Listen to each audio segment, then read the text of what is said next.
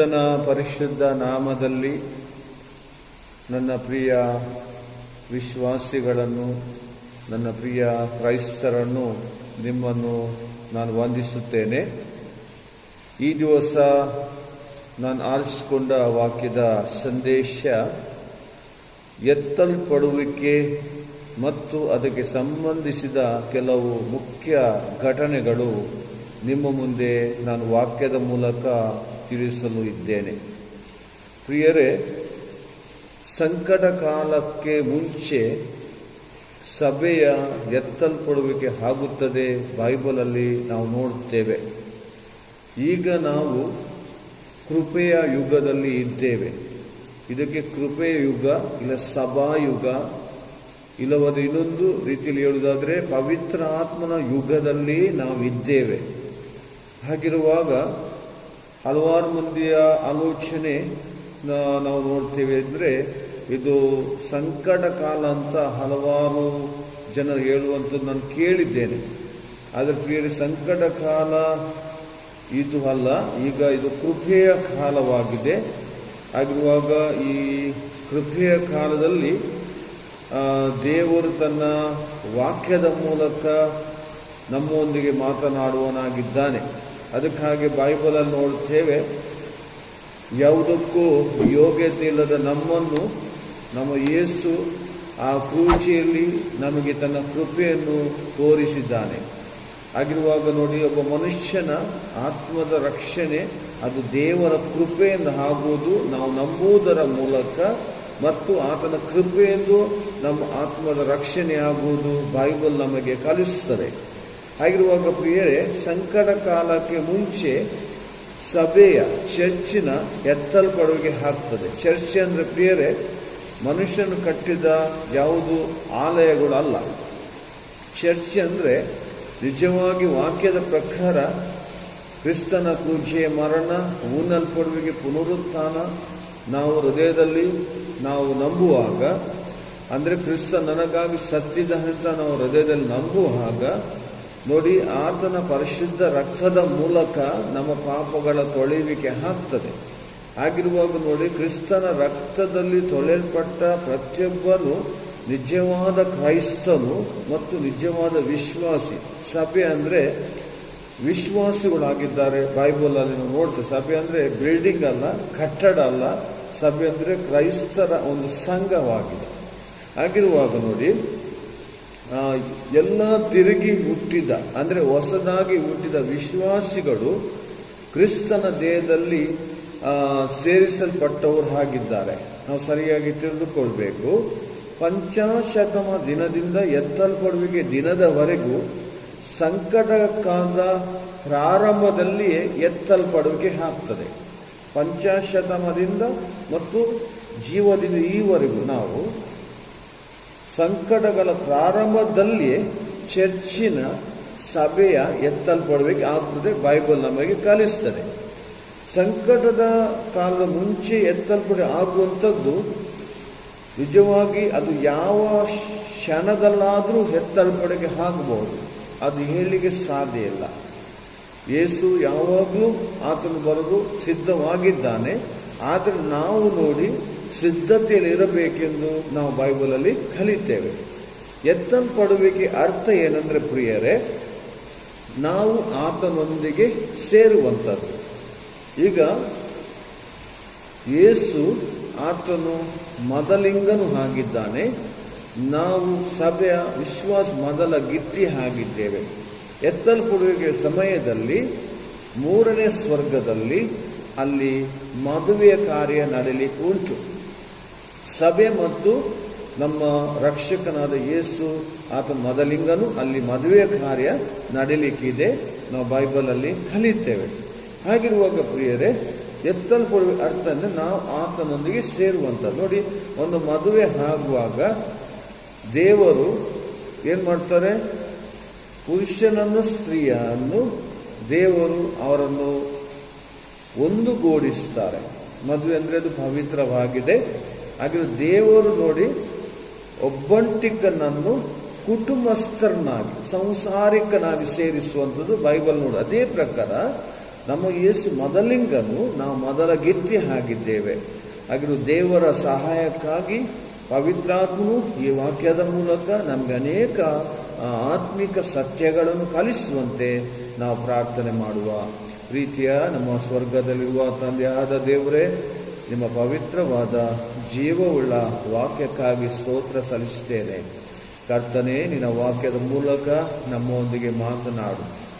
ಹೌದು ಕರ್ತ, ಎತ್ತಲ್ಪಡುವಿಕೆಯ ಕೆಲವು ಆತ್ಮಿಕ ಸಂಗತಿಗಳನ್ನು ನಾವು ಸರಿಯಾಗಿ ತಿಳಿದುಕೊಳ್ಳುವಂತೆ ದೇವರಾತ್ಮನೇ, ಪರಿಶುದ್ಧಾತ್ಮನೇ ನಮಗೆ ಬೋಧಿಸು. ಈ ವಾಕ್ಯದಲ್ಲಿರುವ ನಾವು ಅನೇಕ ಆತ್ಮಿಕ ಸತ್ಯಗಳನ್ನು ಕಲಿತು ನಾವು ನಿನ್ನ ಆಗಮನಕ್ಕೆ ನಾವು ಸಿದ್ಧರಾಗುವಂತೆ ನಮಗೆ ಸಹಾಯ ಮಾಡು.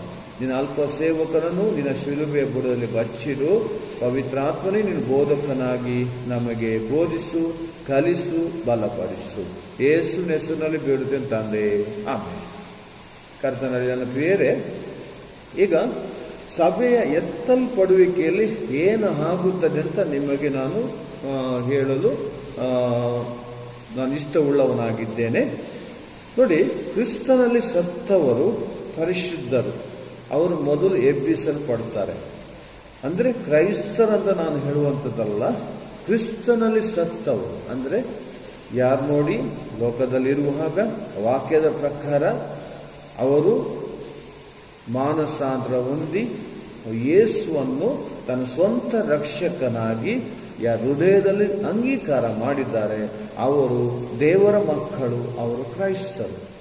ಯೇಸು ಅವರ ಪಾಪಗಳನ್ನು ತನ್ನ ಅತಿ ಪರಿಶುದ್ಧ ರಕ್ತದ ತೊಳೆದು ನೋಡಿ, ಅವರು ದೇವರ ಮಕ್ಕಳಾಗಿದ್ದಾರೆ, ಅವರಲ್ಲಿ ಪರಿಶುದ್ಧಾತ್ಮ ದೇವರಿದ್ದಾನೆ. ಆಗಿರುವಾಗ ಕ್ರಿಸ್ತನಲ್ಲಿ ಹೌದು ಮರಣ ಹೊಂದಿದ್ದ ಭಕ್ತರು ನೋಡಿ, ಯೇಸು ಈಗ 3ನೇ ಸ್ವರ್ಗದಲ್ಲಿ ಆತನು ಬರುವಾಗ ದೇವರು ನೋಡಿ ಅವರಿಗೆ ಮಹಿಮೆಯ ದೇಹವನ್ನು ಕೊಡ್ಲಿಕ್ಕಿದ್ದಾರೆ. ಅಂದ್ರೆ ಮಹಿಮೆಯ ದೇಹ ಅಂದ್ರೆ ಅದು ಆ ದೇಹದಲ್ಲಿ ಪಾಪವಿಲ್ಲ, ಆ ದೇಹಕ್ಕೆ ಮರಣ ಇಲ್ಲ, ರೋಗ ಇಲ್ಲ. ಮಹಿಮೆಯ ಶರೀರವನ್ನು ದೇವರು ಕೊಡುವವರಾಗಿದ್ದಾರೆ ವಿಶ್ವಾಸಿಗಳಿಗೆ. ಅದೇ ಪ್ರಕಾರ ನೋಡಿ, 1 ತೆಸಲೋನಿಕ 4ನೇ ಅಧ್ಯಾಯದಲ್ಲಿ 16 ಮತ್ತು 17ನೇ ವಾಕ್ಯ ಹೇಗೆ ಹೇಳ್ತದೆ ನೋಡಿ, ಕರ್ತನು ತಾನು ಆಜ್ಞಾಘೋಷದೊಡನೆಯೂ ಪ್ರಧಾನ ದೂತನ ಶಬ್ದದೊಡನೆಯೂ ದೇವರ ತುತ್ತೂರಿಯೊಡನೆ ಆಕಾಶದಿಂದ ಹಿಡಿದು ಬರುವನು. ಆಗ ಕ್ರಿಸ್ತನಲ್ಲಿ ಸತ್ತವರು ಮೊದಲು ಎದ್ದು ಬರುವರು. ಆಮೇಲೆ ಜೀವದಿಂದಿರುವ ನಾವು ಅಂತರಿಕ್ಷದಲ್ಲಿ ಕರ್ತನನ್ನು ಎದುರುಗೊಳ್ಳುವುದಕ್ಕಾಗಿ ಅವರ ಸಂಗಡಲೇ ಮೇಘಗಳಲ್ಲಿ ಒಯ್ಯಲ್ಪಡುವೆವು. ಹೀಗಾಗಿ ನಾವು ಸದಾಕಾಲ ಕರ್ತನ ಜೊತೆಯಲ್ಲಿ ಇರುವೆವು. ಆದ ಕಾರಣ ಈ ಮಾತುಗಳಿಂದ ಒಬ್ಬರನ್ನೊಬ್ಬರು ಸಂತೈಸಿರಿ. ನೋಡಿ, ಇಲ್ಲಿ ನಿಜ ಕ್ರೈಸ್ತರ ಇಲ್ಲಿ ಎತ್ತಲ್ಪಡುವಿಕೆ ಬಗ್ಗೆ ಅಪೊಸ್ತಲ ಪೌಲನು ಥೆಸಲೋನಿಕದಲ್ಲಿರುವ ಕ್ರೈಸ್ತರಿಗೆ ತಿಳಿಸ್ತಾ ಇದ್ದಾನೆ. ಯಾಕಂದ್ರೆ ಥೆಸಲೋನಿಕ ಕ್ರೈಸ್ತರಲ್ಲಿ ಅಲ್ಲಿ ಅನೇಕ ಮರಣಗಳಾಗಿರಬಹುದು. ಅದಕ್ಕೆ ಪೌಲನು 13ನೇ ವಾಕ್ಯದಲ್ಲಿ ಹೇಳ್ತಾನೆ, ಸಹೋದರರೇ, ನಿರೀಕ್ಷೆ ಇಲ್ಲದೆ ಬೇರೆಯವರಾಗಿಯೇ ದುಃಖಿಸಿದಂತೆ ನಿದ್ರೆ ಹೋದರ ವಿಷಯದಲ್ಲಿ ನೀವು ತಿಳಿದಿರಬೇಕೆಂದು ನಾನು ಇಚ್ಛಿಸುತ್ತೇನೆ. ನೋಡಿ, ಅನೇಕರು ನಮ್ಮ ಕುಟುಂಬದಲ್ಲಿ ನಮ್ಮ ಪ್ರಿಯರು ನಮ್ಮನ್ನು ಬಿಟ್ಟು ಅಗಲುವಾಗ ನಮಗೆ ತುಂಬ ದುಃಖ ಆಗ್ತದೆ. ಆದರೆ ನಿಜವಾಗಿ ನಂಬಿಕೆ ಇರುವ ಕ್ರೈಸ್ತರಿಗೆ ಒಂದು ನಿರೀಕ್ಷೆ ಇದೆ. ಯಾಕೆಂದ್ರೆ ಪ್ರಿಯವೇ, ನೋಡಿ, ಈ ದೇಹ ಒಂದು ದಿವಸ ಮಣ್ಣಿಗೆ ಮಣ್ಣಾಗಿ ಹೋಗುವಂಥದ್ದು. ಆದರೆ ನಾವು ನಿಜವಾಗಿ ನಿತ್ಯಕ್ಕೂ ನಾವು ಬದುಕುವವರಾಗಿದ್ದೀವಿ, ನಿತ್ಯಕ್ಕೂ ನಮಗೆ ಜೀವನ ಇದೆ. ಈ ದೇಹ ಮಾತ್ರ ನೋಡಿ ನಾಶವಾಗುವಂಥದ್ದು. ನೋಡಿ, ನಮ್ಮಲ್ಲಿರುವ ಜೀವ, ನಮ್ಮಲ್ಲಿರುವ ಪ್ರಾಣ, ನಮ್ಮಲ್ಲಿರುವ ಆತ್ಮ ಅದು ನಾಶ ಆಗುವುದಿಲ್ಲ, ಬೈಬಲ್ ಹೇಳ್ತದೆ. ಆಗಿರುವಾಗ ಇಲ್ಲಿ ಅನೇಕರು ಮರಣ ಹೊಂದುವಾಗ ಅಲ್ಲಿಯ ವಿಶ್ವಾಸಿಗಳು ಅವರು ನಿರಾಶೆಯಲ್ಲಿದ್ದರು, ಅವರು ಚಿಂತೆಯಲ್ಲಿದ್ದು, ದುಃಖದಲ್ಲಿದ್ದು. ಅದಕ್ಕೆ ಪೌಲನಲ್ಲಿ ಎಚ್ಚರಿಸ್ತಾ ಇದ್ದಾನೆ, ನೀವು ಬೇರೆಯವರಾಗಿ ಅಂದ್ರೆ ನೀವು ಅನ್ಯರ ಹಾಗೆ, ನೀವು ವಿಶ್ವಾಸವಿಲ್ಲದವರ ಹಾಗೆ ನೀವು ಇದ್ದೀರಲ್ಲ. ಅದಕ್ಕಾಗಿ ಅಲ್ಲಿ ಬೈಬಲಲ್ಲಿ ಪೌಲನು ಹೇಳ್ತಾ ಇದ್ದಾನಂದ್ರೆ, ನಮ್ಮ ರಕ್ಷಕನು ಸತ್ತು ತಿರುಗಿ ಎದ್ದ ನಂಬಿದ ಮೇಲೆ ಅದರಂತೆ ನೋಡಿ ದೇವರು ಆತ್ಮನೊಡನೆ ಕರೆದುಕೊಂಡು ನಿದ್ರೆ ಹೋಗುವವರನ್ನು ಸಹ ದೇವರು ಆತನೊಡನೆ ಕರೆದುಕೊಂಡು ಬರುವನೆಂದು ನಂಬಬೇಕಲ್ಲವೇ? ನೋಡಿ, ಎಲ್ಲಿ ಎಚ್ಚರಿಸ್ತಾ ಇದ್ದಾನೆ. ಅದೇ ಪ್ರಕಾರ ಪ್ರಿಯ ದೇವ ಜನರೇ, ನೋಡಿ, ಕ್ರಿಸ್ತನಲ್ಲಿ ಸತ್ತವರು ಪಂಚಾಶತನೇ ಈಗಿನವರೆಗೂ ಅವರ ದೇಹ ಮಣ್ಣಾಗಿ ಹೋಗಿದೆ. ಆದರೆ ಅವರ ದೇಹ ಮಾತ್ರ ನಾಶವಾಗಿದೆ. ಆದರೆ ಅವರು ನಾಶವಾಗಲಿಲ್ಲ, ಅವರೀಗ ದೇವರಲ್ಲಿದ್ದಾರೆ. ಹಾಗೆ ಯೇಸು ಈಗ ಮಧ್ಯ ಆಕಾಶದಲ್ಲಿ ಬರುವಾಗ ನೋಡಿ, ಅವರಿಗೆ ಮಹಿಮೆಯ ಶರೀರ, ಅಮರವಾದ ದೇಹವನ್ನು, ನಿತ್ಯಕ್ಕೂ ಇರುವ ದೇಹವನ್ನು, ಹಾಳಾಗದಂಥ ದೇಹವನ್ನು ದೇವರು ಕೊಡುವವನಾಗಿದ್ದಾನೆ. ಹಾಗೆ ನಾವು ಸರಿಯಾಗಿ ತಿಳಿದುಕೊಳ್ಬೇಕು. ಅದೇ ಪ್ರಕಾರ ಜೀವದಿಂದಿರುವ ನಾವು ನೋಡಿ, ನಾವು ಮನೇಲಿರ್ಬೋದು, ಚರ್ಚಲ್ಲಿ ಇರ್ಬೋದು, ಇಲ್ಲದ್ರೆ ನಾವು ಎಲ್ಲಿಯ ನಾವು ಹೊರಗೆ ಇರ್ಬೋದು. ಆದರೆ ಕ್ಷಣ ಮಾತ್ರದಲ್ಲಿ ಆಗುವ ಒಂದು ವಿಷಯ ಇದು. ಕ್ಷಣ ಮಾತ್ರದಲ್ಲಿ ಮೊದಲು ಪರಿಶುದ್ಧರಿಗೆ ದೇವರು, ಕ್ರಿಸ್ತನಲ್ಲಿ ಮರಣ ಹೊಂದಿದ ಪರಿಶುದ್ಧರಿಗೆ ದೇವರು ದೇಹ ಕೊಡ್ತಾನೆ. ಅದೇ ಕ್ಷಣದಲ್ಲಿ ನಮ್ಮ ಕಣ್ಣು ಮುಚ್ಚುವಷ್ಟರೊಳಗೆ, ಅಂದರೆ ನಮ್ಮ ಕಣ್ಣು ಹೀಗೆ ಆಗುವಷ್ಟಕ್ಕೆ ನಮಗೆ ಹೊಸ ದೇಹ ಸಿಕ್ಕಿ ಆಗ್ತದೆ. ಆಗಿರುವಾಗ ನೋಡಿ, ನಮಗೆ ಸಮಾಧಿಯ ಭಯ ಇಲ್ಲ. ನಮಗೆ ಎಲ್ಲಿ ಊರಿಟ್ಟರೂ ಕೂಡ ತೊಂದರೆ ಇಲ್ಲ. ಆದರೆ ನಾವು ಕ್ರಿಸ್ತನಲ್ಲಿರಬೇಕೆಂದು ಬೈಬಲ್ ನಮಗೆ ಮುಖ್ಯ, ನಾವು ರಕ್ಷಣೆ ಹೊಂದಬೇಕೆಂದು ಬೈಬಲ್ ನಮಗೆ ಕಲಿಸ್ತದೆ.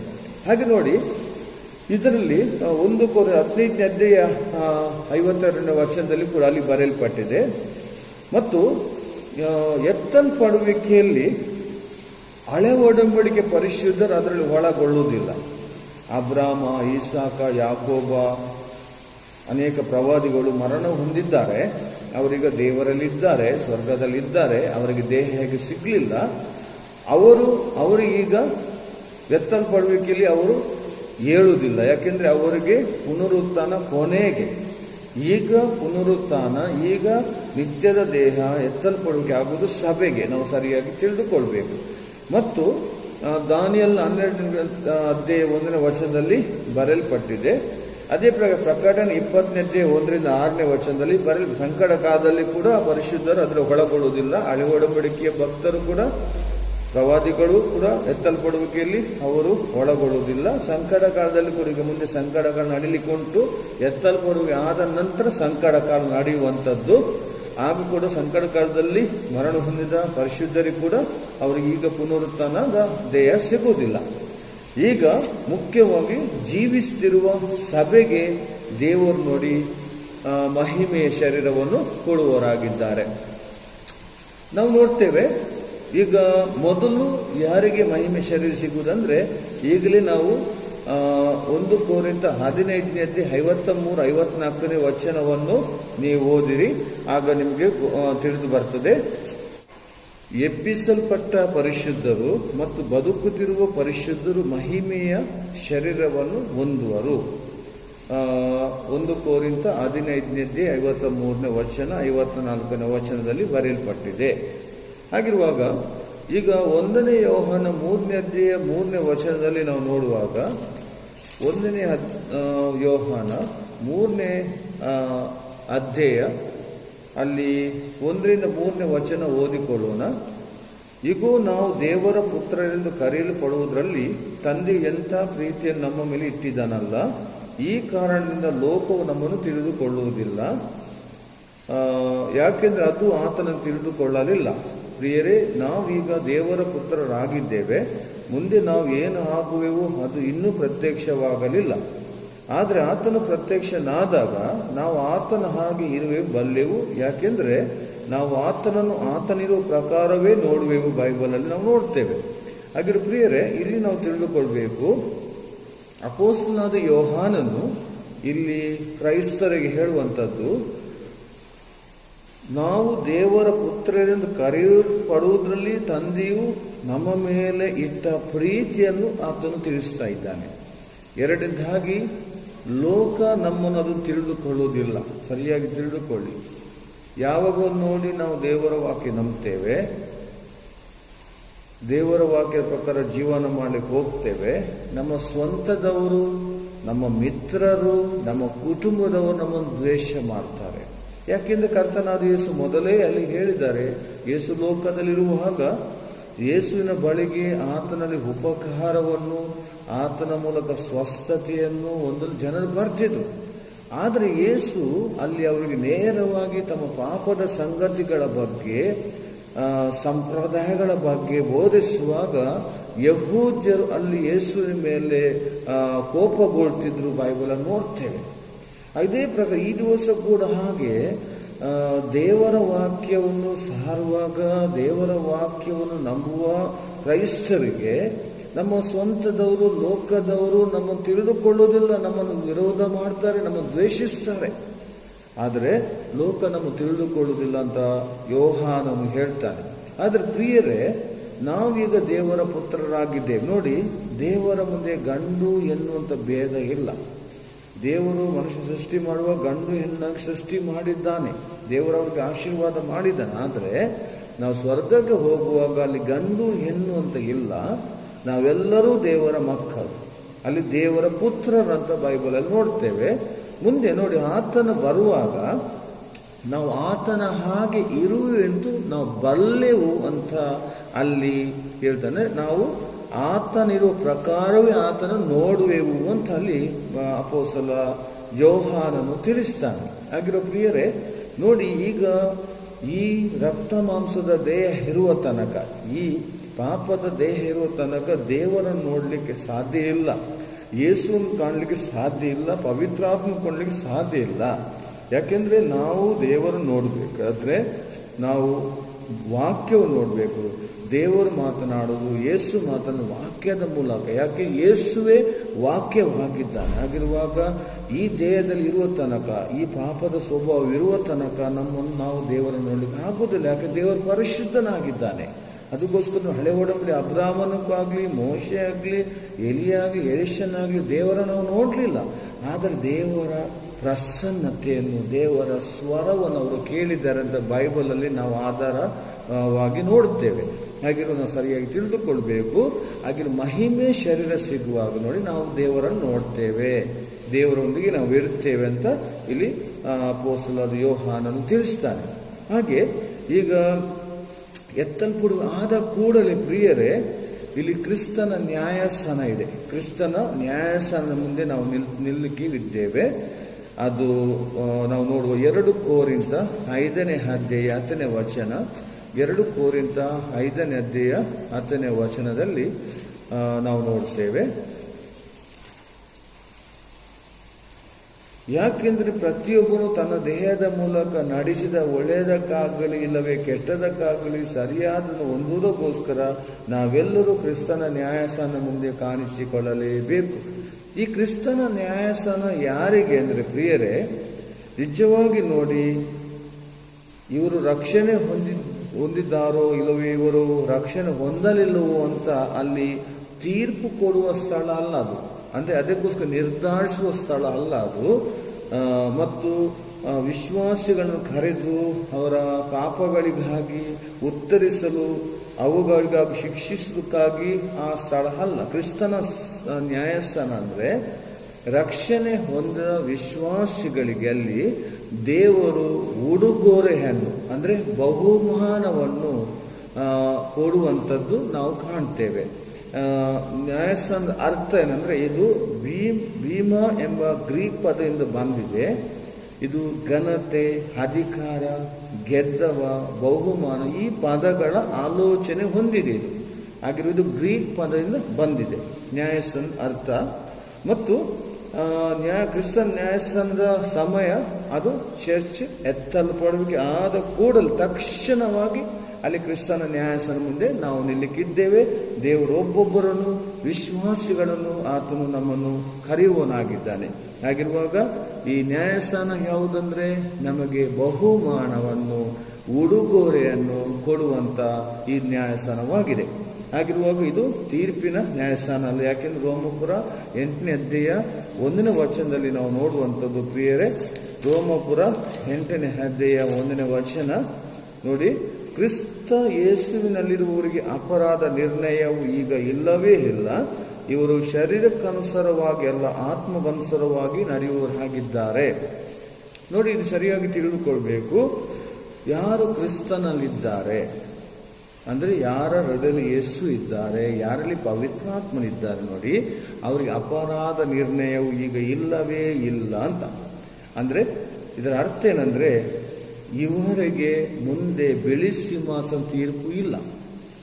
ನಮಗೆ ತೀರ್ಪು ಇಲ್ಲಿಯೇ. ರಕ್ಷಣೆ ಹೊಂದಿದ್ದ ದೇವರ ಮಕ್ಕಳಿಗೆ ದೇವರು ಆವಾಗ ನಮ್ಮ ನಂಬಿಕೆಯ ಪರೀಕ್ಷೆ ಮಾಡ್ತಾನೆ. ಕೆಲವು ಸಲ ನಾವು ತಪ್ಪು ಮಾಡುವಾಗ, ಅವಿಧೇಯರಾಗುವಾಗ, ದೇವರಿಗೆ ವಿರೋಧವಾಗಿ ಪಾಪ ಮಾಡುವಾಗ ದೇವರು ನಮಗಿಲ್ಲೇ ಶಿಕ್ಷೆ ಕೊಡ್ತಾನೆ. ಯಾಕೆ ದೇವರ ಶಿಕ್ಷೆ ಅಂದರೆ ಅದು ಶಿಸ್ತು, ಅದು ದೇವರ ಪ್ರೀತಿಯಾಗಿದೆ. ಆಗಿರುವಾಗ ದೇವರು ನಮ್ಮ ಕೊಲ್ಲುವುದಿಲ್ಲ. ಆದ್ರೆ ಮುಂದೆ ನೋಡಿ ಬಿಳಿ ಸಿಂಹಾಸನ ತೀರ್ಪಿದೆ ಕೊನೆಗೆ. ಅದು ಯಾರಿಗೆ ಅಂದರೆ ಪ್ರಿಯರೇ, ಅದು ನಂಬದವರಿಗೆ, ಅದು ಕ್ರಿಸ್ತನನ್ನು ನಂಬದವರಿಗೆ ಬಿಳಿ ಸಿಂಹದ ತೀರ್ಪಿಗೆ ಅವರು ಒಳಗಾಗ್ತಾರೆ. ಮತ್ತು ನೋಡಿ ಅವರನ್ನು ದೇವರು ಬೆಂಕಿಯ ಕೆರೆಗೆ ದೇವರು ಹಾಕುತ್ತಾರಂತ ಬೈಬಲಲ್ಲಿ ನಾವು ನೋಡ್ತೇವೆ. ಹಾಗಿರುವಾಗ ನಾವು ಸರಿಯಾಗಿ ತಿಳಿದುಕೊಳ್ಬೇಕು. ಮುಂದೆ ನಾವು ನೋಡ್ತೇವೆ ನೋಡಿ, ಕ್ರಿಸ್ತನ ನ್ಯಾಯಸನ್ನ ಉದ್ದೇಶ ನೋಡಿ, ಒಂದು ಪ್ರತಿಫಲವನ್ನು ದೇವರು ನಮಗೆ ಕೊಡುವಂಥದ್ದು, ಒಂದು ಪ್ರತಿಫಲವನ್ನು ನಾವು ಸ್ವೀಕಾರ ಮಾಡುವಂಥದ್ದು. ಇನ್ನೊಂದು ವಿಷಯ ನಾವು ತಿಳಿದುಕೊಳ್ಬೇಕು, ಆತ್ಮೀಕತೆ ಇಲ್ಲದೆ ಶರೀರ ಇಚ್ಛೆಯಿಂದ ಮಾಡಿದ ಪರಿಶ್ರಮ ಅದು ನಷ್ಟ ಆಗಿ ಹೋಗ್ತದೆ. ಆದರೆ ರಕ್ಷಣೆಯನ್ನು ನಷ್ಟವನ್ನು ಎಂಬ ವಿಷಯ ಅದು ಒಳಗೊಂಡಿಲ್ಲ. ಅಂದರೆ ಅದರ ಅರ್ಥ ಏನಂದ್ರೆ, ಎಷ್ಟೋ ಮಂದಿ ವಿಶ್ವಾಸಿಗಳು ಇದ್ದಾರೆ, ಅವರು ರಕ್ಷಣೆ ಹೊಂದಿದ್ದಾರೆ, ಆದರೆ ಅವರು ಆತ್ಮೀಯತೆಯಿಲ್ಲ, ಆತ್ಮೀಯ ಜೀವನ ಅವರಲ್ಲಿಲ್ಲ. ಸರಿಯಾಗಿ ಪ್ರಾರ್ಥನೆ ಮಾಡೋದಿಲ್ಲ, ಚರ್ಚಿಗೆ ಹೋಗುವುದಿಲ್ಲ, ಬೈಬಲ್ ಓದುವುದಿಲ್ಲ, ಆದರೆ ಅವರು ರಕ್ಷಣೆ ಹೊಂದಿದ್ದಾರೆ, ಅದು ದೇವರ ಕೃಪೆಯಿಂದ.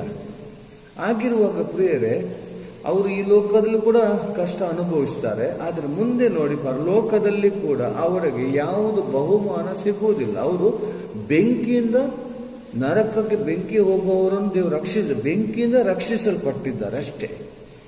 ಅದರಲ್ಲಿ ಅವ್ರಿಗೆ ಯಾವುದು ಉಡುಗೊರೆ ಆಗಲಿ ಬಹುಮಾನ ಆಗಲಿ ದೇವರು ಕೊಡುವುದಿಲ್ಲ.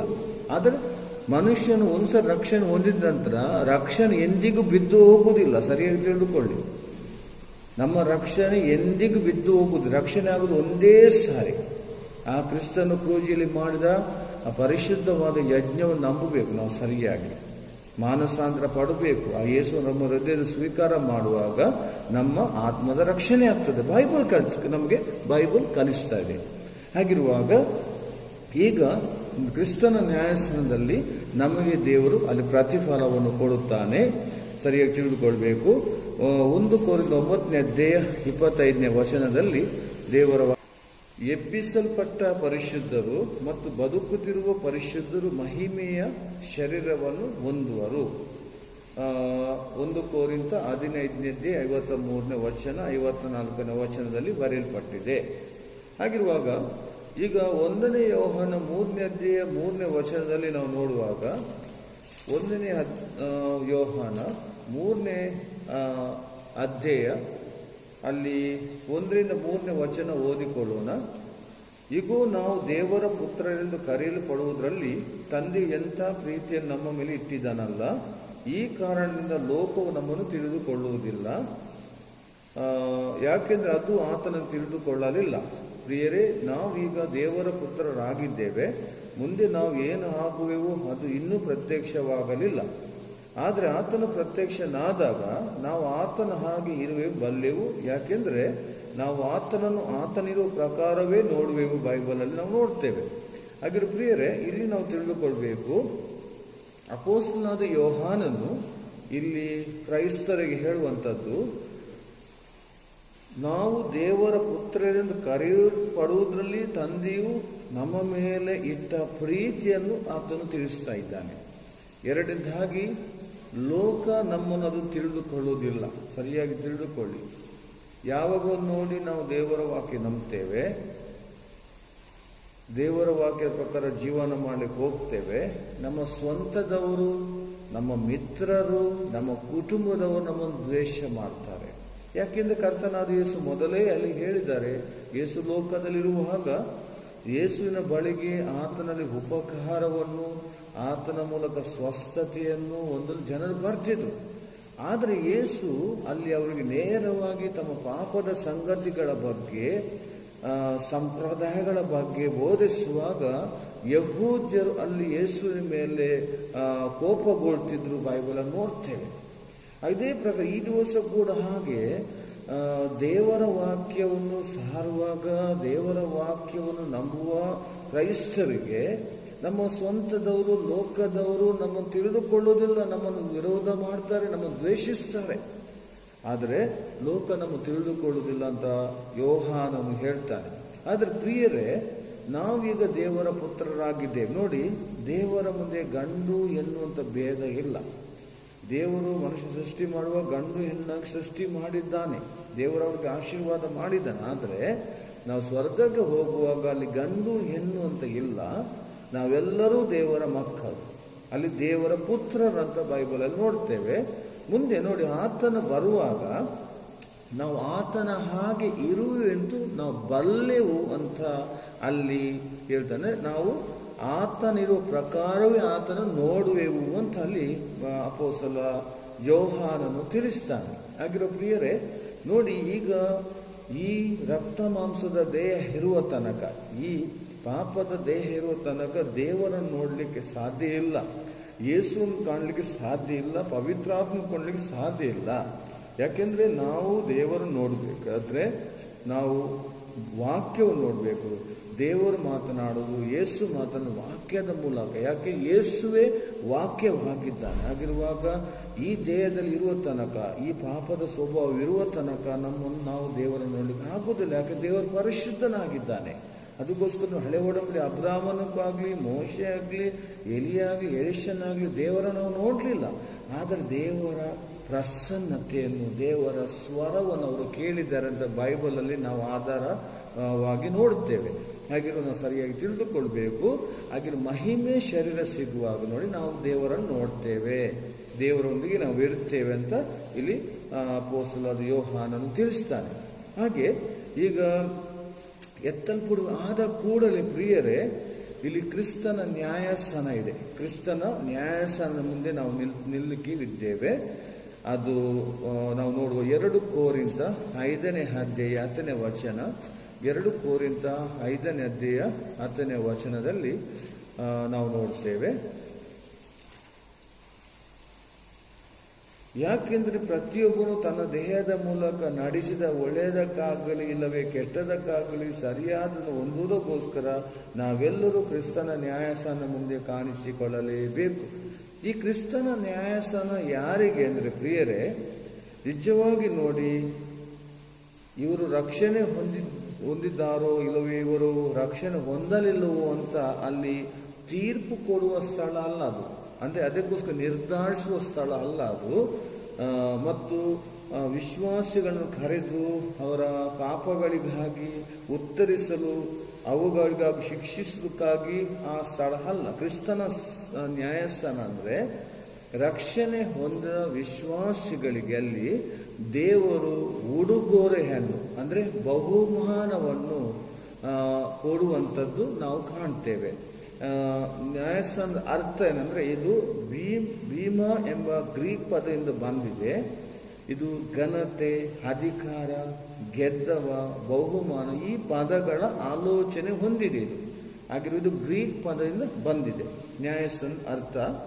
ಮತ್ತು ಕ್ರಿಸ್ತನ್ ನ್ಯಾಯಸ್ಥಾನದ ಸಮಯ ಅದು ಚರ್ಚ್ ಎತ್ತಲ್ಪಡುವಿಕೆ ಆದ ಕೂಡಲೇ ತಕ್ಷಣವಾಗಿ ಅಲ್ಲಿ ಕ್ರಿಸ್ತನ ನ್ಯಾಯಸ್ಥಾನ ಮುಂದೆ ನಾವು ನಿಲ್ಲಕ್ಕಿದ್ದೇವೆ. ದೇವರು ಒಬ್ಬೊಬ್ಬರನ್ನು, ವಿಶ್ವಾಸಿಗಳನ್ನು ಆತನು ನಮ್ಮನ್ನು ಕರೆಯುವನಾಗಿದ್ದಾನೆ. ಹಾಗಿರುವಾಗ ಈ ನ್ಯಾಯಸ್ಥಾನ ಯಾವುದಂದ್ರೆ ನಮಗೆ ಬಹುಮಾನವನ್ನು, ಉಡುಗೊರೆಯನ್ನು ಕೊಡುವಂತ ಈ ನ್ಯಾಯಸ್ಥಾನವಾಗಿದೆ. ಹಾಗಿರುವಾಗ ಇದು ತೀರ್ಪಿನ ನ್ಯಾಯಸ್ಥಾನ ಅಲ್ಲ. ಯಾಕೆಂದ್ರೆ ರೋಮಪುರ 8ನೇ ಅಧ್ಯಾಯ 1ನೇ ವಚನದಲ್ಲಿ ನಾವು ನೋಡುವಂಥದ್ದು ಪ್ರಿಯರೇ, ರೋಮಪುರ 8ನೇ ಅಧ್ಯಾಯ 1ನೇ ವಚನ ನೋಡಿ, ಕ್ರಿಸ್ತ ಯೇಸುವಿನಲ್ಲಿರುವವರಿಗೆ ಅಪರಾಧ ನಿರ್ಣಯವು ಈಗ ಇಲ್ಲವೇ ಇಲ್ಲ. ಇವರು ಶರೀರಕ್ಕನುಸಾರವಾಗಿ ಅಲ್ಲ, ಆತ್ಮಕ್ಕನುಸಾರವಾಗಿ ನಡೆಯುವವರಾಗಿದ್ದಾರೆ. ನೋಡಿ, ಇದು ಸರಿಯಾಗಿ ತಿಳಿದುಕೊಳ್ಬೇಕು.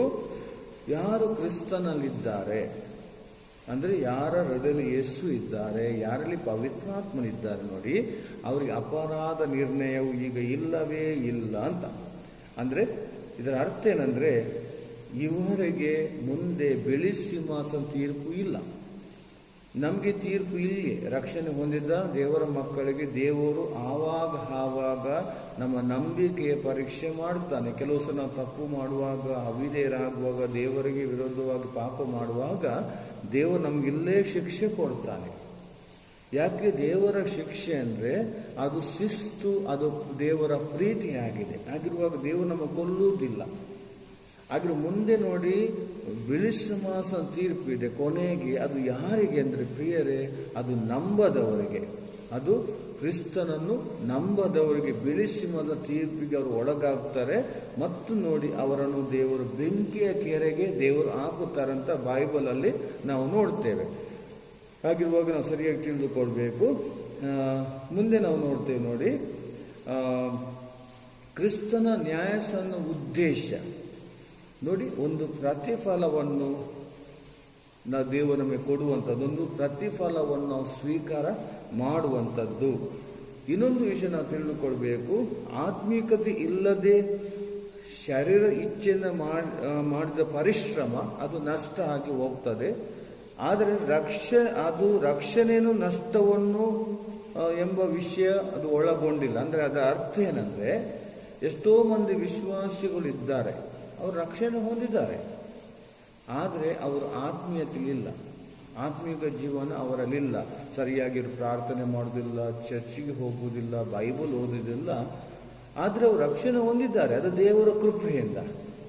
ಆಗಿರುವಾಗ ಪ್ರಿಯರೇ, ಅವರು ಈ ಲೋಕದಲ್ಲಿ ಕೂಡ ಕಷ್ಟ ಅನುಭವಿಸ್ತಾರೆ, ಆದರೆ ಮುಂದೆ ನೋಡಿ ಪರಲೋಕದಲ್ಲಿ ಕೂಡ ಅವರಿಗೆ ಯಾವುದು ಬಹುಮಾನ ಸಿಗುವುದಿಲ್ಲ. ಅವರು ಬೆಂಕಿಯಿಂದ ನರಕಕ್ಕೆ ಬೆಂಕಿ ಹೋಗುವವರನ್ನು ದೇವರು ಬೆಂಕಿಯಿಂದ ರಕ್ಷಿಸಲ್ಪಟ್ಟಿದ್ದಾರೆ ಅಷ್ಟೇ.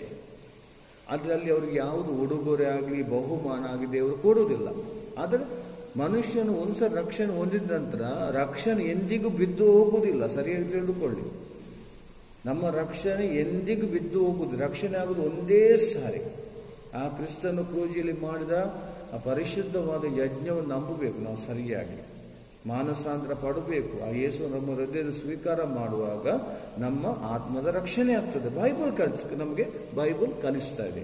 ಹಾಗಿರುವಾಗ ಈಗ ಕ್ರಿಸ್ತನ ನ್ಯಾಯಾಸನದಲ್ಲಿ ನಮಗೆ ದೇವರು ಅಲ್ಲಿ ಪ್ರತಿಫಲವನ್ನು ಕೊಡುತ್ತಾನೆ. ಸರಿಯಾಗಿ ತಿಳಿದುಕೊಳ್ಬೇಕು. 1 ಕೊರಿಂಥ 9ನೇ ಅಧ್ಯಾಯ 25ನೇ ವಚನದಲ್ಲಿ ದೇವರ ವಾಕ್ಯ ಹೀಗೆ ಹೇಳ್ತದೆ. 1 ಕೊರಿಂಥ 9ನೇ ಅಧ್ಯಾಯ. ಕ್ರಿಸ್ತನಲ್ಲಿ ನನ್ನ ಪ್ರಿಯರೇ, ಹೊಸ ಒಡಂಬಡಿಕೆಯಲ್ಲಿ ಹೇಳಲಾದ ಕ್ರಿಸ್ತನ ನ್ಯಾಯಾಸನದ ತೀರ್ಪಿನಲ್ಲಿ ಬಹುಮಾನವಿರುವ ನಿರ್ದಿಷ್ಟವಾದ ಕ್ಷೇತ್ರಗಳನ್ನು ನಿಮಗೆ ನಾನು ತಿಳಿಸ್ತೇನೆ. ಹಲವಾರು ವಿಷಯಗಳನ್ನು ನಿಮಗೆ ಹೇಳಿದೆ. ಎತ್ತಲ್ಪಡುವಿಕೆಯಲ್ಲಿ ಏನೆಲ್ಲ ಘಟನೆಗಳು ನಡೆಯುತ್ತದೆ ಅಂತ ಕೆಲವು ವಿಷಯಗಳನ್ನು ನಿಮಗೆ ತಿಳಿಸಿದ್ದೇನೆ. ನೀವು ಅದನ್ನು ಸರಿಯಾಗಿ ತಿಳಿದುಕೊಂಡಿದ್ದೀರಿ ಅಂತ ನಾನು ನಂಬ್ತೇನೆ. ಈಗ 5 ವಿಷಯಗಳು ನಿಮಗೆ ಮುಂದೆ ಹೇಳಲಿಕ್ಕಿದ್ದೇನೆ. ಹಳೆ ಮನುಷ್ಯನ ಮೇಲೆ ಜಯಶಾಲಿ ಆಗುವವನಿಗೆ ಅಲ್ಲಿ ಪ್ರವೀಣತೆಯ ಕಿರೀಟ ದೇವರು ಕೊಡ್ತಾನೆ. ಅಂದ್ರೆ ರಕ್ಷಣೆ ಹೊಂದಿದ ವಿಶ್ವಾಸಿಗಳು ಎತ್ತಲ್ಪಡಬೇಕೆ ಆದ ಕೂಡಲೇ ಅದೇ ಕ್ಷಣದಲ್ಲಿ ಕ್ರಿಸ್ತನ ನ್ಯಾಯಾಸನ ಮುಂದೆ ನಾವು ನಿಂತುಕೊಳ್ಳಿಕ್ಕುಂಟು. ಆ ಕ್ರಿಸ್ತನ ನ್ಯಾಯಾಸನ ಮುಂದೆ ನಿಂತುಕೊಳ್ಳುವಾಗ ಪ್ರಿಯರೇ ನೋಡಿ, ದೇವರು ನಮಗೆ ಬಹುಮಾನವನ್ನು ಕೊಡ್ತಾನೆ, ಅಂದ್ರೆ ಕಿರೀಟಗಳನ್ನು ಕೊಡ್ತಾನೆ. ಅದು ಯಾವುದಂದ್ರೆ ಬೈಬಲ್ ಅಲ್ಲಿ ನಾವು 1 ಕೊರಿಂಥ 9ನೇ ಅಧ್ಯಾಯ 25ನೇ ವಚನ ನಾವು ನೋಡಿಕೊಳ್ಳುವ. ನೋಡಿ, ಪ್ರವೀಣತೆಗಾಗಿ ಹೋರಾಡುವ ಪ್ರತಿಯೊಬ್ಬನು ಎಲ್ಲ ವಿಷಯಗಳಲ್ಲಿ ಮಿತವಾಗಿರುತ್ತಾನೆ. ಅವರಾದರೂ ನಾಶವಾಗುವ ಕಿರೀಟವನ್ನು ಹೊಂದಿಕೊಳ್ಳುವುದಕ್ಕಾಗಿ ಹೋರಾಡುತ್ತಾರೆ, ನಾವಾದರೂ ನಾಶವಾಗದ ಕಿರೀಟಕ್ಕಾಗಿ ಹೋರಾಡುತ್ತೇವೆ. ಇಲ್ಲಿ ಅಪೊಸ್ತಲ ಪೌಲನು ಆತ್ಮ ಗೆಲ್ಲಲು ಅಪೊಸ್ತಲ ಪೌಲನ ಆಶೆ ಆಗಿರೋ. ನೋಡಿ, ಅಪೊಸ್ತಲ ಪೌಲನ ವಿಷಯದಲ್ಲಿ ನಾನು ಹೇಳುವುದಾದ್ರೆ, ಆತನು ಉನ್ನತ ಮಟ್ಟದ ವಿದ್ಯಾಭ್ಯಾಸ ಉಳ್ಳ ಒಬ್ಬ ಒಳ್ಳೆಯ ವ್ಯಕ್ತಿ ಅವನಾಗಿದ್ದ. ಅವನು ಅತಿ ಐಶ್ವರ್ಯವಂತವನಾಗಿದ್ದ. ಆದರೂ ಕೂಡ ನೋಡಿ, ಆತನು ಕ್ರಿಸ್ತನ ನಿಮಿತ್ತ ಆತನು ಎಲ್ಲವನ್ನೂ ಬಿಟ್ಟು ನೋಡಿ, ಆತನು ಕ್ರಿಸ್ತನಿಗೋಸ್ಕರ ತನ್ನ ಸೇವೆಯನ್ನು ಸಲ್ಲಿಸಿದ ನಾವು ನೋಡ್ತೇವೆ. ಆತನಿಗೆ ತನ್ನ ಸ್ವಂತದವರಿಂದ ಮಾತ್ರವಲ್ಲದೆ, ಆತನಿಗೆ ವೈರಿಗಳಿಂದ ಮಾತ್ರವಲ್ಲದೆ, ಆತನಿಗೆ ಅನೇಕ ಹಿಂಸೆ ಸಂಕಷ್ಟಗಳು, ಅನೇಕ ರೀತಿಯ ಅವನು ನೋವನ್ನು ಅನುಭವಿಸಿದ ನಮ್ಮ ಅಪೊಸ್ತಲ ಪೌಲನಾಗಿದ್ದಾನೆ. ಆತನು ಆವಾಗ ಸೆರೆಮನೆಗೆ ಅವ್ರಿಗೆ ಹಾಕ್ತಿದ್ರು. ತನ್ನ ಸ್ವಂತ ಜನರಿಂದ ಅವನಿಗೆ ಹಿಂಸೆ ಬಂತು, ಪ್ರಯಾಣದಲ್ಲಿ ಹಿಂಸೆ ಬಂತು, ಎಲ್ಲದರಲ್ಲೂ ಬಂದರೂ ಕೂಡ ಅವನು ದೇವರಿಗಾಗಿ ನಂಬಿಗಸ್ತನಾಗಿದ್ದ. ಅವನು ಈ ಲೋಕದ ವಿಷಯಗಳಿಗೆ ಯಾವುದು ಆತನು ಗಮನ ಕೊಡ್ತಿರ್ಲಿಲ್ಲ. ಆದರೆ ಅವನ ಒಂದೇ ಗಮನ ಏನಂದ್ರೆ ನೋಡಿ ಪ್ರಿಯರೇ, ಅವನ ಒಂದೇ ಗಮನ ನೋಡಿ ಆತ್ಮಗಳನ್ನು ಗೆಲ್ಲುವಂತ ಒಂದು ಹಂಬಲ, ಒಂದು ಆಶೆ ಅವನಲ್ಲಿತ್ತು. ಅದಕ್ಕೋಸ್ಕರ ಹೇಳ್ತಾನೆ ನೋಡಿ, ಪ್ರವೀಣತೆಗಾಗಿ ಹೋರಾಡುವ ಪ್ರತಿಯೊಬ್ಬನು ಎಲ್ಲ ವಿಷಯ ಮಿತವಾಗಿ ಇರುತ್ತಾನೆ, ಅವರಾದ ನಾಶವಾಗುವ ಕಿರೀಟ ಹೊಂದುವುದಕ್ಕಾಗಿ ಹೋರಾಡುತ್ತಾನೆ. ನೋಡಿ, ನಾಶವಾಗಿ ನೋಡಿ, ಲೋಕದಲ್ಲಿ ನಾವು ಎಲ್ಲ ಸಂಪಾದನೆ ಮಾಡ್ಬೋದು,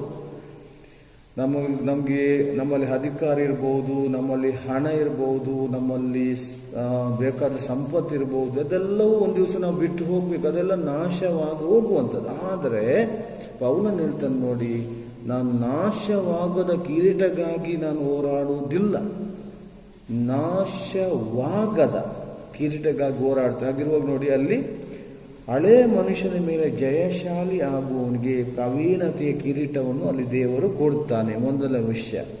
ಎರಡನೇದಾಗಿ 1 ಥೆಸಲೋನಿಕ 2ನೇ ಅಧ್ಯಾಯ 19ನೇ ವಾಕ್ಯ, 1 ಥೆಸಲೋನಿಕ 2ನೇ ಅಧ್ಯಾಯ 19ನೇ ವಾಕ್ಯದಲ್ಲಿ ನೋಡ್ತೇವೆ. ಅಲ್ಲಿ ಹೀಗೆ ಹೇಳ್ತದೆ, ಯಾಕೆಂದ್ರೆ ನಮ್ಮ ಕರ್ತನಾದ ಯೇಸು ಕ್ರಿಸ್ತನು ಬರುವಾಗ ಆತನ ಮುಂದೆ ನಮ್ಮ ನಿರೀಕ್ಷೆಯೂ ಇಲ್ಲವೇ, ಆನಂದವೂ ಇಲ್ಲವೇ, ಸಂತೋಷದ ಕಿರೀಟವು ಯಾವುದು? ನೀವೇ ಅಲ್ಲವೇ? ಯಾಕೆ ನೀವೇ ನಮ್ಮ ಹೆಚ್ಚಳವು, ಸಂತೋಷವಾಗಿದ್ದೀರಿ. ನೋಡಿ, ಅಲ್ಲಿ ಪೌಲನು ಥೆಸಲೋನಿಕದಲ್ಲಿರುವ ಕ್ರೈಸ್ತರಿಗೆ ಹೇಳ್ತಾ ಇದ್ದಾನೆ. ಯಾಕೆ ಥೆಸಲೋನಿಕೆಗೆ ಹೋಗಿ ಪೌಲನಿಗೆ ತುಂಬ ಆಶೆ ಇತ್ತು. ಆದರೆ ಅಲ್ಲಿ ನಾವು ನೋಡ್ತೇವೆ, ಸೈತಾನು ನಮಗೆ ಅಭ್ಯಂತರ ಮಾಡಿದ್ದಾನೆ, ಅದಕ್ಕಾಗಿ ಪೌಲನಿಗೆ ಅಲ್ಲಿ ಹೋಗ್ಲಿಕ್ಕೆ ಆಗಲಿಲ್ಲ. ಮತ್ತು ಆದರೆ ಪೌಲನು ಹೋಗೋದಕ್ಕೆ ತಿಮೋತಿನಲ್ಲಿ ಕಳಿಸುವಂಥದ್ದು ನಾವು ಕಾಣ್ತೇವೆ.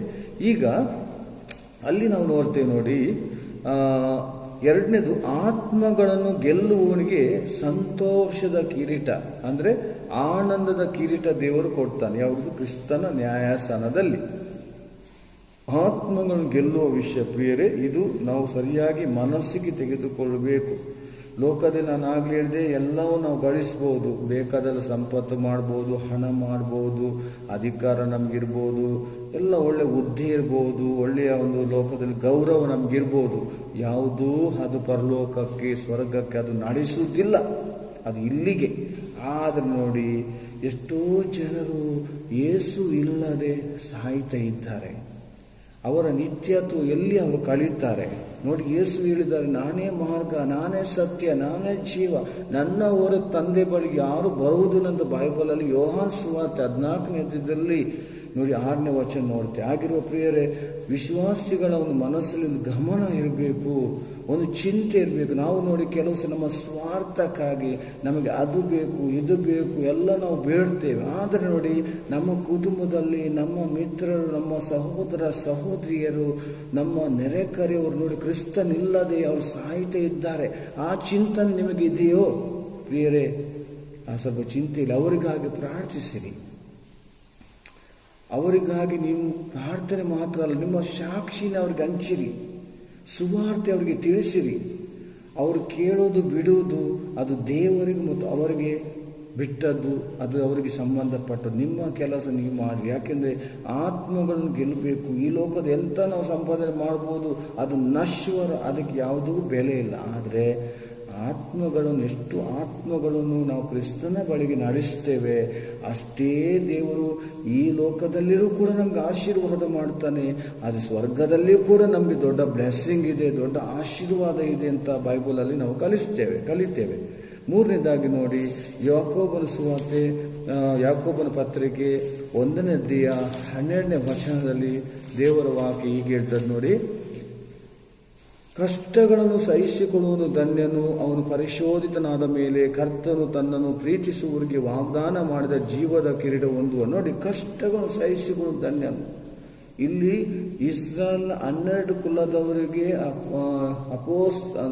ಸಭಾಪಾಲಕನಾದ ಯಾಕೋಬನು ಇಲ್ಲಿ ಹೇಳುವಂತ ವಿಷಯವಾಗಿದೆ. ಹಾಗಿರುವ ನಾವು ಸರಿಯಾಗಿ ತಿಳಿದುಕೊಳ್ಬೇಕು ಪ್ರಿಯರೇ.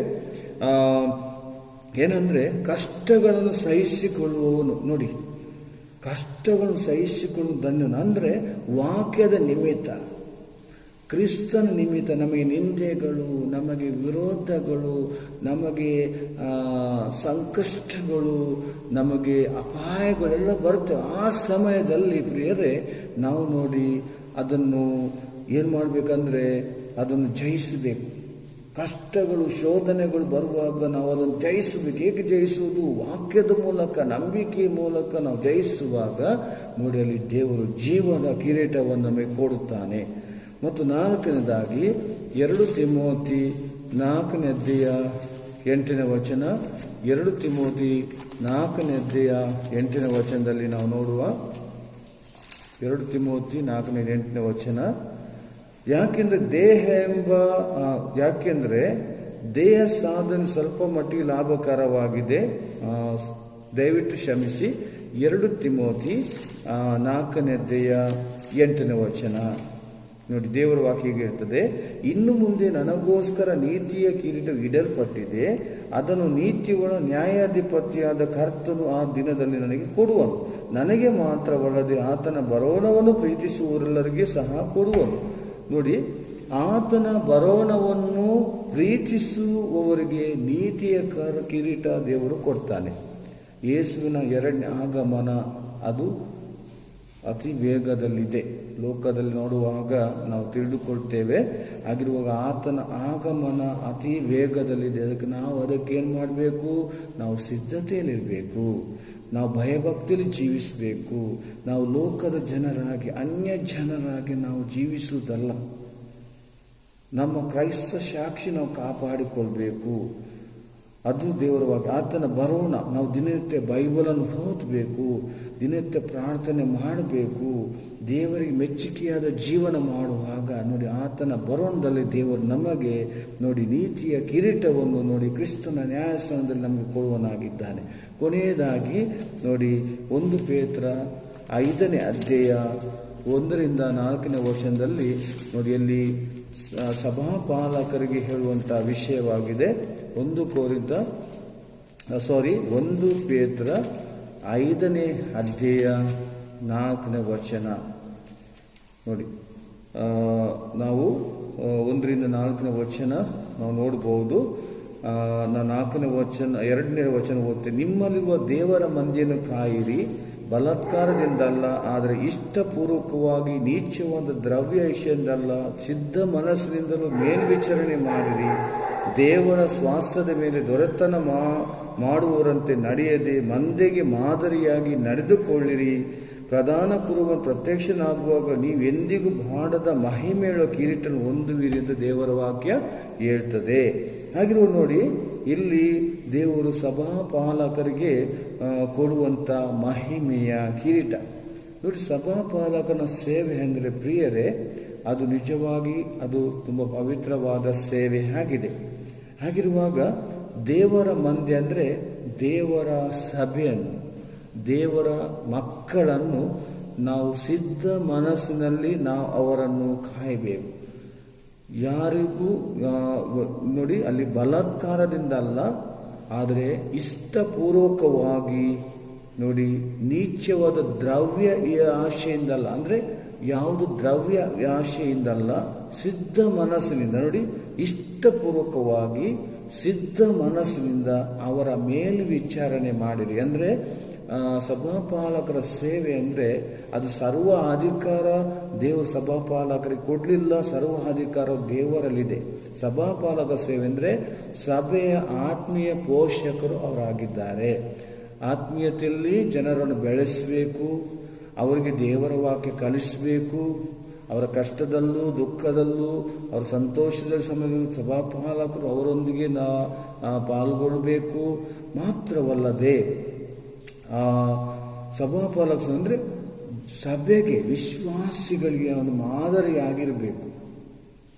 ಮಾತ್ರವಲ್ಲ ನೋಡಿ, ಪ್ರಧಾನ ಕುರುಬನ ಅಂದರೆ ನಮ್ಮ ಯೇಸು 2ನೇ ಆಗಮನದಲ್ಲಿ ಅಂತರಿಕ್ಷದಲ್ಲಿ ಬರುವಾಗ ನೋಡಿ ಎಂದಿಗೂ ಬಾಡದ ಮಹಿಮೆಯುಳ್ಳ ಕಿರೀಟವನ್ನು ದೇವರು ನಮಗೆ ಕೊಡುವನಾಗಿದೆ. ಮಹಿಮೆಯುಳ್ಳ ಕಿರೀಟ, ಬಾಡದ, ನಾಶವಾಗದ ಎಂದಿಗೂ ಅಳಿಯದ ಮಹಿಮೆಯ ಕಿರೀಟವನ್ನು ದೇವರು ಸಭಾಪಾಲಕ ಕೊಡುವನು. ಹಾಗೆ 5 ಕಿರೀಟಗಳ ಬಗ್ಗೆ ಮಾತನಾಡಿದ್ದೇನೆ ನಾನು. ಒಂದನೇದಾಗಿ ನೋಡಿ, ಪಾಪದ ಮೇಲೆ ಜಯಶಾಲಿ ಆಗುವವನಿಗೆ ಪ್ರವೀಣತೆಯ ಕಿರೀಟ, ಆತ್ಮಗಳು ಗೆಲ್ಲುವವನಿಗೆ ಸಂತೋಷದ ಆನಂದದ ಕಿರೀಟ, ಕಷ್ಟಗಳು ಶೋಧನೆಗಳು ಬರುವಾಗ ನಂಬಿಕೆಯನ್ನು ಜಯಿಸುವವನಿಗೆ ಜೀವದ ಕಿರೀಟ, ಆತನ ಬರಣವನ್ನು ಪ್ರೀತಿ ಮಾಡುವವರಿಗೆ ನೀತಿಯ ಕಿರೀಟ, ಮತ್ತು ದೇವರ ಮಂದೆಯನ್ನು ಸಿದ್ಧ ಮನಸ್ಸಿನಲ್ಲಿ ಕಾಯುವವರಿಗೆ ಮಹಿಮೆಯ ಕಿರೀಟ ದೇವರು ಕೊಡುವನಾಗಿದ್ದಾನೆ. ಇಷ್ಟೆಲ್ಲ ವಿಷಯ ಪ್ರಿಯರೇ, ಎತ್ತಲ್ಪಡುವಿಕೆಯ ಅದಕ್ಕೆ ಸಂಬಂಧಪಟ್ಟ ಕೆಲವು ಮುಖ್ಯ ಘಟನೆ, ಹಲವಾರು ವಿಷಯಗಳು ಇವೆ. ಆದರೆ ಕೆಲವು ವಿಷಯಗಳನ್ನು ನಿಮಗೆ ತಿಳಿಸಿದ್ದೇನೆ. ಹಾಗೆ ಪ್ರಿಯರೇ, ನೀವು ದೇವರ ವಾಕ್ಯವನ್ನು ಕೇಳಿರಿ ಮಾತ್ರವಲ್ಲದೆ ದೇವರ ವಾಕ್ಯ ಕಲಿಯಿರಿ ಮತ್ತು ದೇವರಿಗಾಗಿ ಜೀವನ ಮಾಡಿರಿ. ಯಾಕೆಂದರೆ ದೇವರು ಅಷ್ಟು ಒಳ್ಳೆಯವನಾಗಿದ್ದಾನೆ, ಅಷ್ಟು ನಮ್ಮ ಪ್ರೀತಿ ಮಾಡ್ತಾ ಇದ್ದಾನೆ, ಅಷ್ಟು ನಮ್ಮನ್ನು ನೋಡಿ ಕಷ್ಟ ಆಗಲಿ ಹಿಂಸೆ ಆಗಲಿ ಯಾವುದು ನಮಗೆ ಏನು ಕೊರತೆಗಳು ಬರಲಿ, ದೇವರು ನಮ್ಮನ್ನು ನಡೆಸುವನಾಗಿದ್ದಾನೆ. ಆಗಿರುವಾಗ ಪ್ರಿಯರೇ, ನಾವು ಸಂಕಟ ಕಾಲದಲ್ಲಿ ಇರುವುದು ಬೇಡ. ಸಂಕಟ ಕಾಲ ಮೊದಲು ಯೇಸು ಬರುವಾಗ ಆತನೊಂದಿಗೆ ನಾವು ಆತನ ಬಳಿಗೆ ಹೋಗೋಣ, ಸ್ವರ್ಗದಲ್ಲಿ ನಾವು ನಿತ್ಯವೂ ದೇವರೊಂದಿಗೆ ಇರೋಣ ಅಂತ ಹೇಳಿ ಈ ವಾಕ್ಯವನ್ನು ನಾನು ಹೇಳಿ ಮುಗಿಸ್ತೇನೆ. ದೇವರು ನಿಮ್ಮನ್ನು ಆಶೀರ್ವಾದ ಮಾಡಲಿ ಮತ್ತು ದೇವರು ಹೆಚ್ಚಾಗಿ ನಿಮ್ಮನ್ನು ತನ್ನ ಪ್ರೀತಿಯಲ್ಲಿ ಬೆಳೆಸಲೆಂದು ನಾನು ನಿಮಗೋಸ್ಕರ ಯಾವಾಗಲೂ ಪ್ರಾರ್ಥಿಸುವನಾಗಿದ್ದೇನೆ. ದೇವರು ನಿಮ್ಮನ್ನು ಕಾಪಾಡಲಿ. ಆಮೆನ್.